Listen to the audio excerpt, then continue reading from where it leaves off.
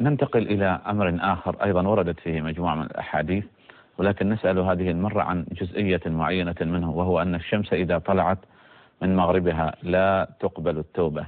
هل هذا هكذا ورد صحيح لديكم؟ ذكر طلوع الشمس من مغربها لم يأتي في كتاب الله تبارك وتعالى بنص صريح، وإنما جاء في بعض الأحاديث التي تنسب إلى النبي صلى الله عليه وسلم، وقد قال بذلك كثير من أهل العلم.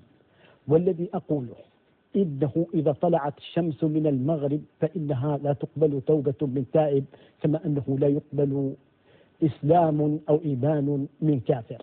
فإذا طلعت من المغرب لا تقبل توبة من فاسق ولا إيمان من كافر، ولأنها تكون آية من آيات الله تبارك وتعالى.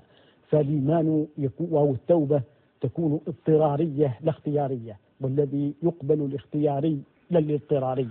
فأولئك القوم كفرعون عندما نطق قال بأنه آمن بما آمنت به بنو إسرائيل لم يقبل منه، لأن ذلك كان على طريق الاضطرار لا على طريق الاختيار.